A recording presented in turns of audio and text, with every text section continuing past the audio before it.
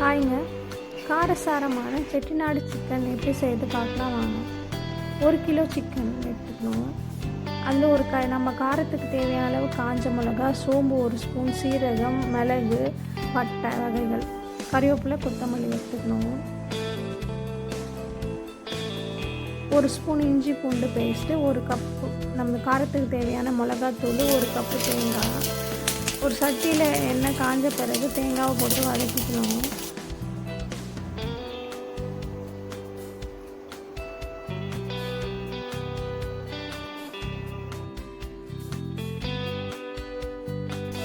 அதுக்கப்புறம் கடாயில் எண்ணெய் காஞ்ச பிறகு சோம்பு, சீரகம், மிளகு, பட்டை எல்லாத்தையும் போட்டு நல்லா ஃப்ரை பண்ணிக்கணும்.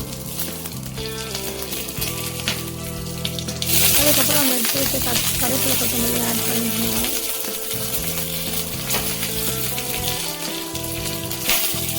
அதுக்கப்புறம் காஞ்ச மிளகா நம்ம காரத்துக்கு ஏற்ற அளவு.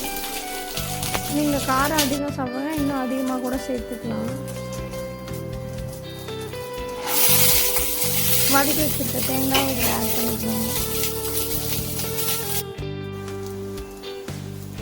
இந்த வதக்கிய ஐட்டம்ஸை கொஞ்சம் நேரம் காற்றுல ஆற விட்டு அதுக்கப்புறம் மிக்சியில் கிரைண்ட் பண்ணி பேஸ்ட் மாதிரி ஆற்றிக்கணும். வெங்காயம், தக்காளி எல்லாம் கட் பண்ணி ஒரு கடாயில் எண்ணெய் காஞ்ச பிறகு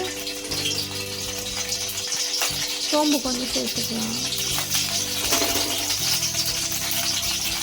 பட்டை கொஞ்சம் சேர்த்துக்கலாம்.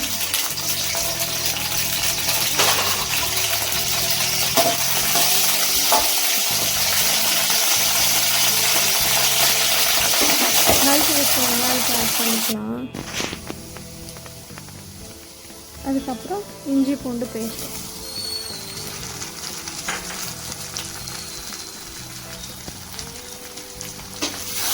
நல்லா இந்த தேவையான.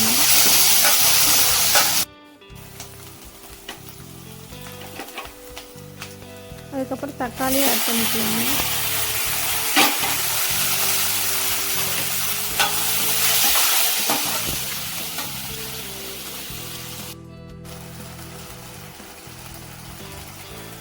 நம்ம காரத்துக்கு ஏற்ற அளவு மிளகாத்தூள் ஆட் பண்ணிக்கலாம்.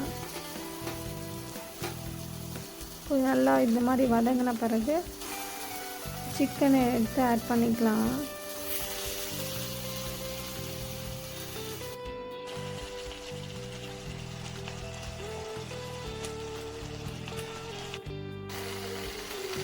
கொஞ்சம் நல்லா கலரி விட்டுக்கணும். அதுக்கப்புறம் அரைச்சி வச்சுருக்க பேஸ்ட்டு இது கூட ஆட் பண்ணிக்கலாம். நல்லா கொஞ்சம் கலரி விடணும்.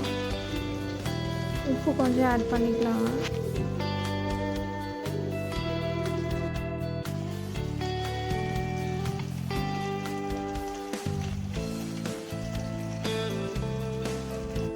நல்லா தட்டு போட்டு மூடி இதை கொஞ்சம் கொதிக்க விடணும். தண்ணி கொஞ்சமாக ஆட் பண்ணால் போதும், ஏன்னா இந்த சிக்கனே தண்ணி நிறைய விடும். அதில் கொஞ்சம் அளவு தண்ணி ஆட் பண்ணால் போதும்.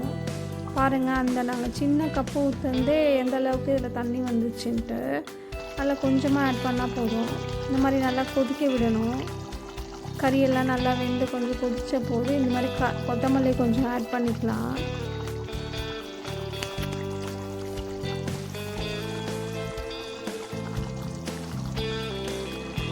கண்டிப்பாக இந்த டிஷ்ஷை நீங்கள் ட்ரை பண்ணி பாருங்கள். அவ்வளோ ஒரு டேஸ்ட்டாக இருக்கும் இந்த டிஷ்ஷு. காரசாரமான செட்டிநாடு சிக்கன் கிரேவி ரெடி.